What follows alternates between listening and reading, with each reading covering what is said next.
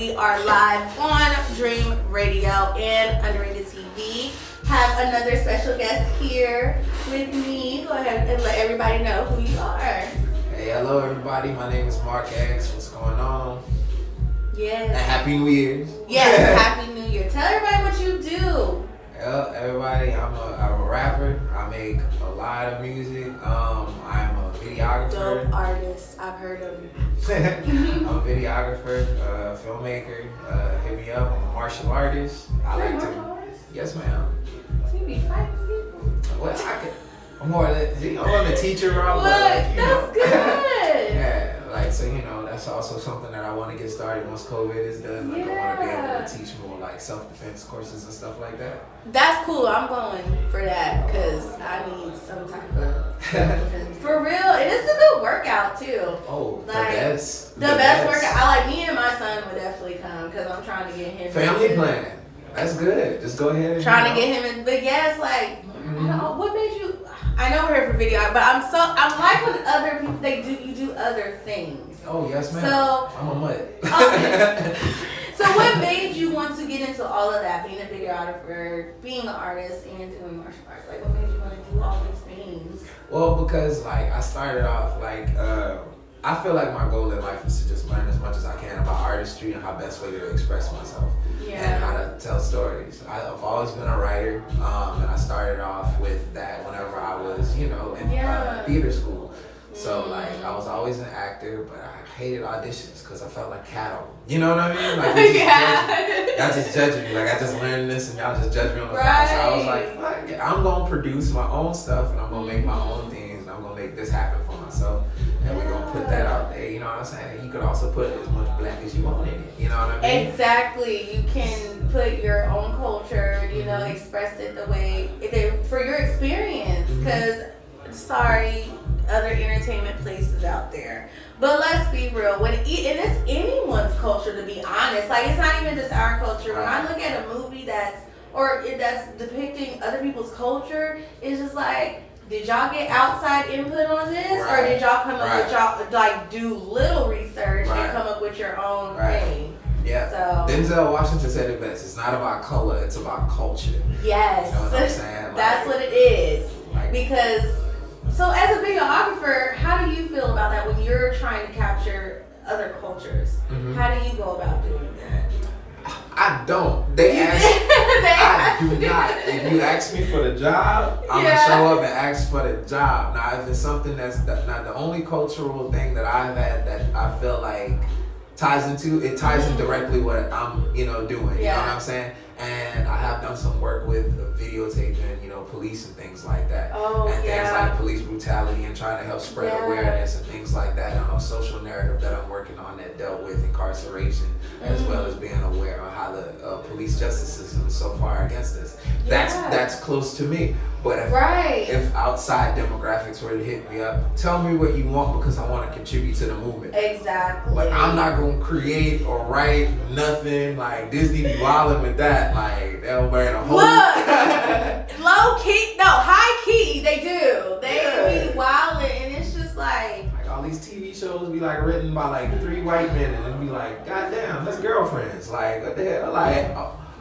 No, let's talk about it. No, because I've been binge watching it, and I'm on season 7. You see how toxic they kind of is? I've been binge watching. We loud. I'm sorry. No, y'all, I've been binge watching it, but no, let's use that as an example because I've been binge watching a lot of the older shows that have been out. With adult eyes. With adult eyes, and from an adult perspective, it's just like. I didn't even know that Girlfriends wasn't written. You know what I'm saying? Because when you look at an all-black cast on something, you're thinking like, okay, there is some type of black input or anything. No, these were all white writers, and I didn't know that. And especially when you are younger, when the show comes out, like you don't know these. You're just happy to see. You're just happy to see something that looks like you, and I think that's honestly, and I think that is something we need to deprogram ourselves from. Like just because if we see something that looks like us, doesn't mean it was written by us. Mm-hmm. We need to do our worst. That Trojan horse stuff is real. Research, yes. So I think that's a good example. y'all ain't seen the show, go watch it. I know y'all know the show and stuff, but it's because we're literally looking at shows like that. Even some of the scenarios, I'm like, yeah, I think they be pushing it. That is nothing even close. Like when especially from a cultural aspect, I know we have these cliches and these stereotypes, but let's be real, like nobody black is doing that. Like I'm not just keeping it 100. A lot of black people are not like the way. I know Tracy Ellis Ross is a goofy person, you guys. So we know, like in her character, she has a very goofy personality. But when it comes to like how her and the other black guy had this fixation on holidays, I'm like, no, you know, ain't no black person that damn fixated on Thanksgiving and Cinco. How she was so fixated on Cinco de Mayo. I was like, now you know that is not a real. I'm not saying there aren't some people out there like that, but let's like.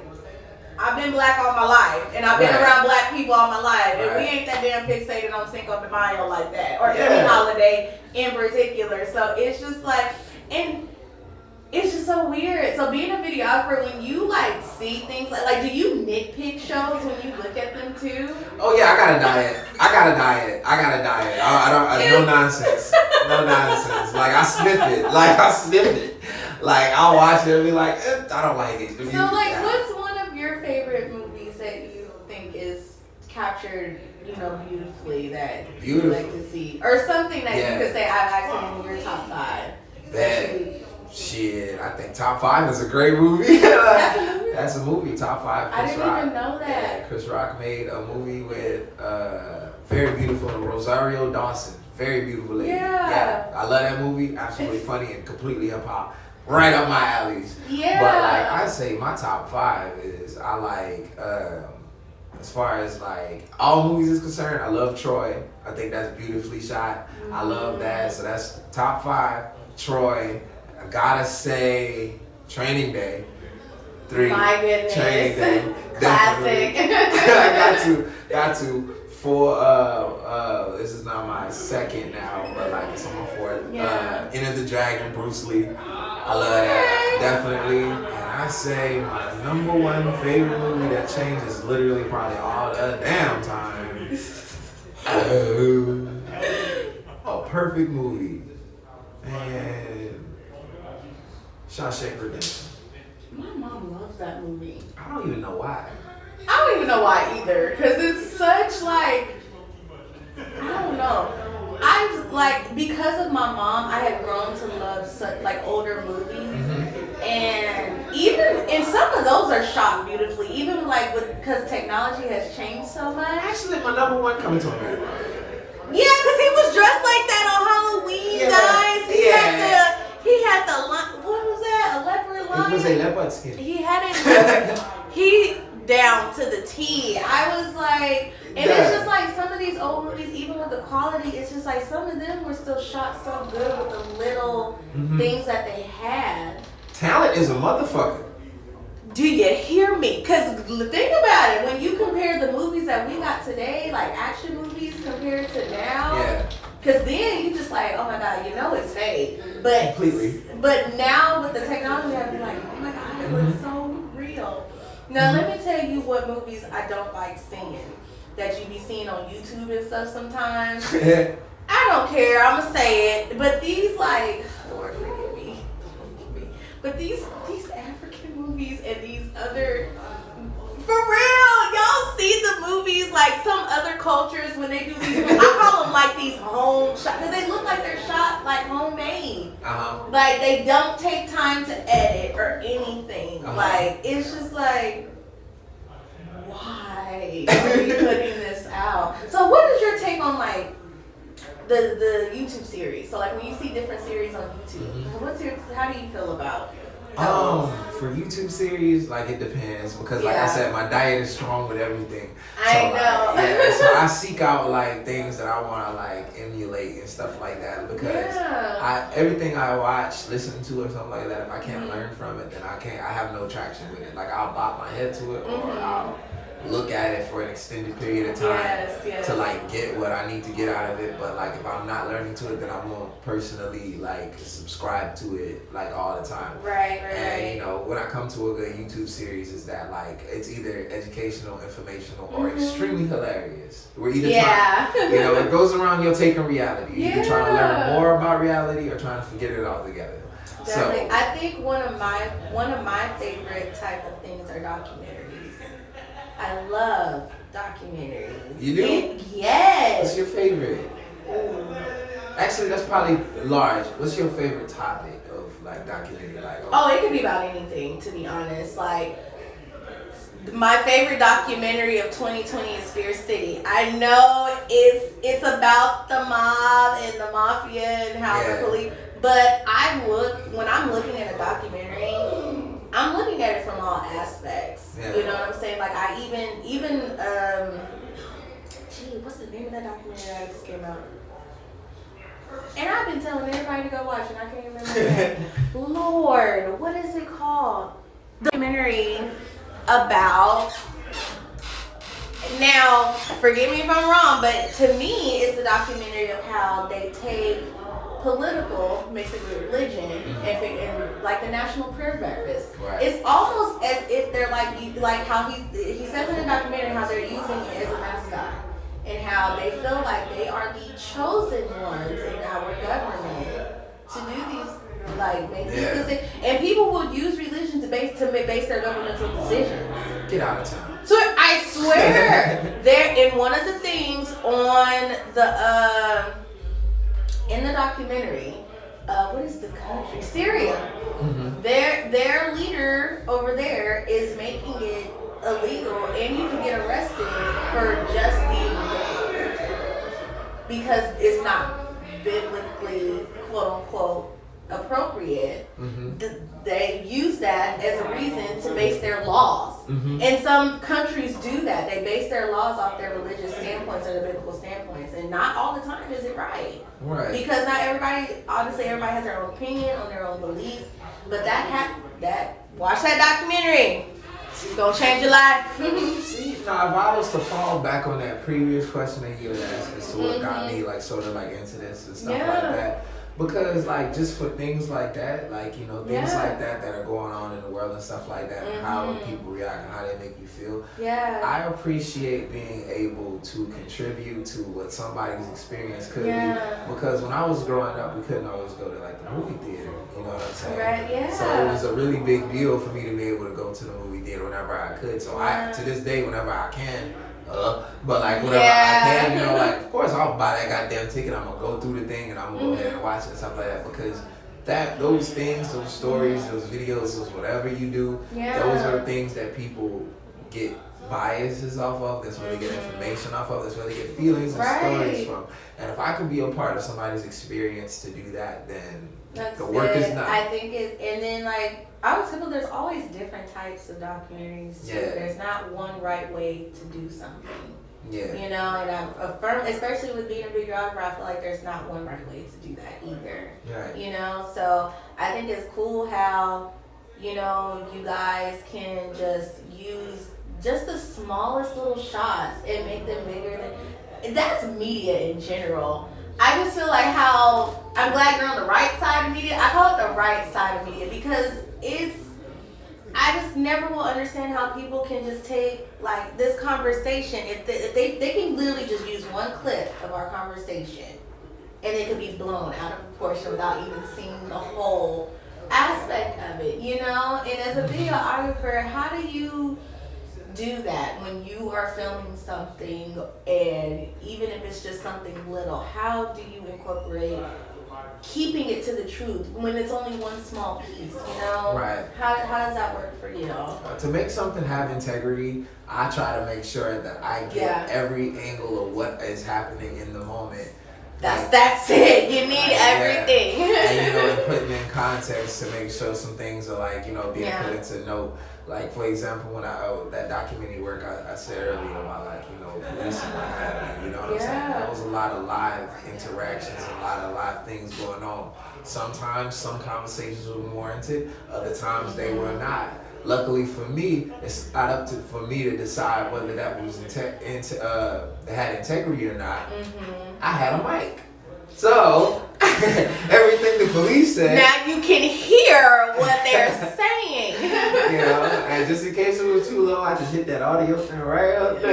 You know what I'm saying? And if you couldn't hear it then, I put little subtitles in that bit too. So, whenever, I'm still in the process of putting together the final frameworks of what I'm doing. But once we get that name tag, I'm going to be sure to tap back in with you. And I'd be love to blow this thing. I cannot wait. I love cool that. Stuff. I cannot wait to see it because one thing I always tell people, because people, especially when it comes to things like police brutality, because one thing that one of my main issues with that is the simple fact how police are required to wear body cams. They have audio on body cams. So I'm not naive. I feel like a lot of it gets deleted. A lot of stuff does not get shown. But the stuff that does get shown, for case in point, the lady in Chicago, how it took 2 years just to get that footage of, and when they raided her house, that could have been another Breonna Taylor. What happened to her? Right.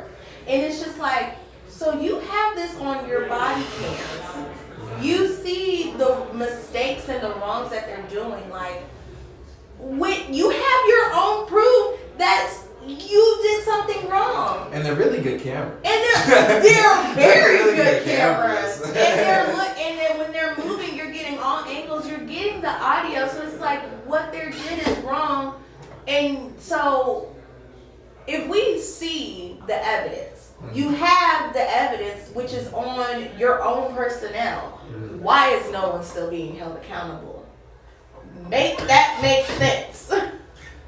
Make it make sense. No, for real. All the answers don't. I'm not saying they're not good answers. Yeah, and that's one thing. Like I've been around table talks. Like I've been on, and I've even mentioned that it's just like, even spoken to this about a lawyer. So I'm like, from a legal point of view, when you have the evidence and the evidence is there, and that's the whole point of police having body cams is one, is to protect themselves. To where they are doing their job right, but when they do make a mistake and they have the proof there, what's the excuse now? To protect them. What is the excuse now? Because now it's like you capture them, it's still wrong, and we have the evidence, but you still not holding them accountable. Yeah, sometimes they shoot the gun more than the camera. Look, it takes when they turn off the camera, just when exactly, that happens. I feel like that's right, when you tackling somebody to the ground, you want to flip your camera off. Like, no, your camera should be on full time. That should be ding number one right there. Ding number one. How do you even turn? Like, okay, there was a scuffle. What's wrong with how are you even doing that when you're tackling someone down? Like, how are you supposed to be holding someone down, but you're turning off your stuff and doing... Right, so it's off because it was damaged, but it's in perfect condition. Like, what the hell? They be turning in these working cameras because they got to pay for it. Okay, like, that's what coming out your paycheck, but I cannot wait to see that out here. I'm very excited because, like I said, I'm a buff for stuff like that. But it is good that you're bringing that to awareness from your, especially like you being a black male in America. I'm pretty sure you probably, maybe not to the extreme, but have experienced.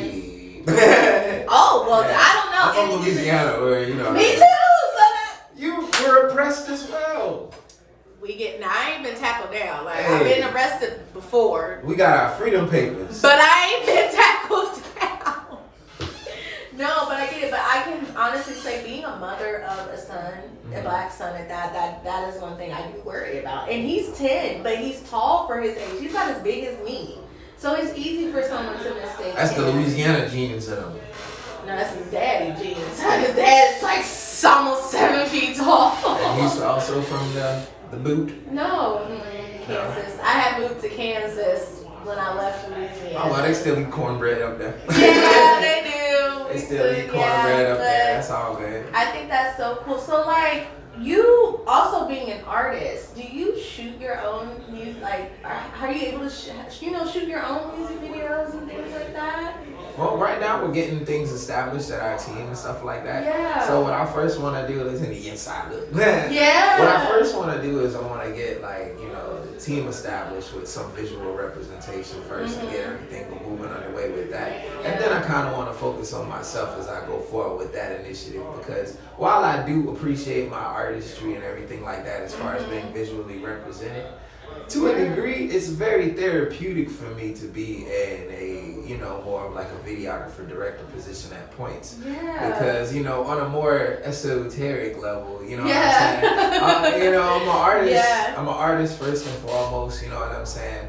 But I do deal with a disconnect that I'm not used to really dealing with as a, as an actor. You put on a character, you go on stage, you let it go, you drop it, you know what I'm saying? Right. I'm not all the way there where I'm like, you know what I'm saying? This is me, everything is me, this is me, I wrote that, you know what I'm saying? Like, while I do appreciate ownership, you know what I'm saying? Exactly. It's very therapeutic for me to be behind the scenes for a bit and actually do these things and get like that. Nice. And while I gain my feet in that area, then I want to focus more or less on myself. So I will prefer to go ahead and put those things like first, team first, and then I'll worry about it. So what do you like more, since you do both? Do you put yourself first. Do you like being in front of the camera a lot, or do you like being behind the scenes more?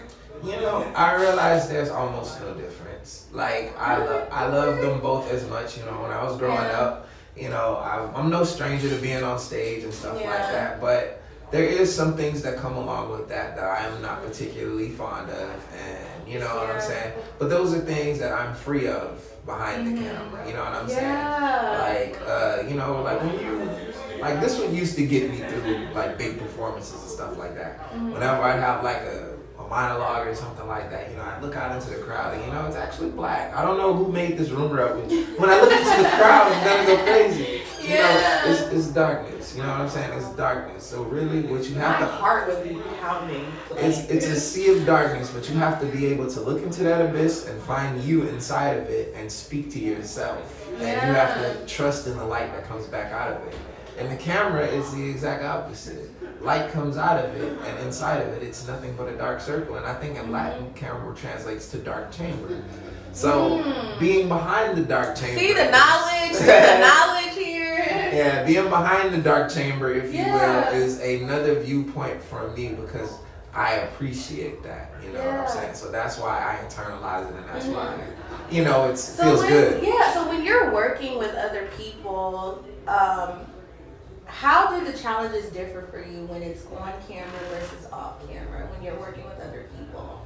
So how does that what challenges do you face within the difference of that? I'm actually kind of freed a little bit, because I'm kind of bilingual. Like, there have been a couple of times where I've gone and worked on something like, some like one of my friends shoots and stuff like that, and they'll be dealing with artists and stuff like that, and I'm an artist, but when you get to a set and something like that, and you got that from that mindset, I leave that behind until that space is, created for that to be presented. Yeah. But whatever job I'm doing, that's when I'm there to support, and that's when I'm there to contribute to, or if you get paid for it, whatever. Yeah. But I've noticed that whenever like friction occurs between, if there's no problem, there's no production. What I've noticed is that when there's friction between the artist and maybe the production team or something like that, between like communication, something like that, in that way I'm kind of like bilingual, because I get that sometimes it can be an emotional thing when you're like, oh, this is what I see, and I don't think I'm seeing it, and this is like, oh, well, this is what we read, this is what we get, you know what I'm saying? So in that way, I'm like, kind of like whatever. So that's not a challenge. The only thing is that I tend to side with the artist a lot. You know what I mean? Yeah. You know what I'm saying? Like, a lot of, depending on who you work with, videographers, they can be super by the book and super informal. You know what I'm saying? I like to, just meet you where you at. You know what I mean? Right. Yeah, because you want it to come together. Yeah, because you always have to see everyone else's point of view. Because like, I have a friend she's a photographer as well. Yeah. But she needs someone else to shoot for her. And in that aspect, she's like, because she knows on a photographer aspect of what she wants, I can see how it's hard for her when another photographer is coming in and trying to do certain things, and you're like, no, I'm a photographer, that's not going to work, So that's why I was like, I'm going to show her this. You're like, hey friend, I think you should come to, but I get it, because I always tell people I'm neither And I always tell people, give me your expertise. When you're dealing with something that you're not used to. Obviously, you want to look good and you want your vision to come to life, but also it's just like, I'm not an expert on this back end. Yeah. I'm not tech savvy. I don't know. And a lot of artists aren't. So it kind of is weird when I hear a lot of artists complain about certain things. It's just like, you don't even know how to do it. So what are you complaining about? They trying to make you look good. So and that's where the key point gotta be. Like that's where the id of the thing is with the communications, because sometimes an artist can be overly emotional. But sometimes videographers can be cold and only see things in angles and shots and lights. Yes, that's all I get what you're saying. It's just no. This is the artist. That's all they are. No, this is Cynthia. You know what I'm saying? Yeah. This is who they are. This is not just they're not just packages. But at the same time, the artist has to see that these are just people that can just put some put some money in, and my dreams come in. It's gotta be organic. All my artists out there, appreciate your videographer. Okay, they're not just a person with a camera. Yeah. Thank you. And videographers, lighten the fuck up with your artists. Lighten up. I ain't gonna say all that, but yeah, lighten up. Get it's more. I guess, like you said, people have to meet halfway, and it's more than just. Like you said, the camera, it's more than just angles. Yeah. You are incorporating into someone's vision. Shots have personality. Yes. Yeah, I get it. I can tell when somebody didn't like somebody that day. They have personality too. True. You can tell. Even when they smiling, you can tell. I get it. Tell everybody where they can follow you again in your music, everything. All right. My name is Mark X. This has been a wonderful interview. You can follow me at MarkX_2112. We got new music coming on the way, 8400 Dope Records LLC. Follow us, please. Yes, we would love to have you guys' music here. Yes. Like I said, follow us at Dream Radio 619. We are trying to incorporate so many new things, so many artists here. And I've heard him, really, really dope artist. Very, very dope. Thank you so much. I cannot wait to get your music. We're going to get it all circulated. Y'all going to be hearing a whole bunch of, we putting on for the city, I'm telling y'all. Putting on for San Diego. So definitely follow us. Follow at _underrated TV at the mall, San Diego. Like I said, we have so many things coming from the new year, y'all. I love that this mixer is happening because I love meeting. It's nice to know the behind the scenes people. We want, because a lot of people, they just see the finished product. They don't see the people that are doing the hard work and the editing and all the stuff it takes to bring these projects together. It's all about love. We love and appreciate you guys. So y'all, like I said, have a great new year, and we will see y'all in how many more hours we got to the countdown. It's still early. Jeez, it's still early, but we will catch y'all later. We'll definitely see y'all at the countdown, okay? Love you guys. Shout out to Real. Shout out to Backstar. Look, get your shout out to Jamal PC. Shout out to Kay. Shout out to the whole Dope Records family. Shout out to Khalid. Shout out to Amir. Blah, blah, blah. Bloop, bloop, bloop. See, this is what we be talking about.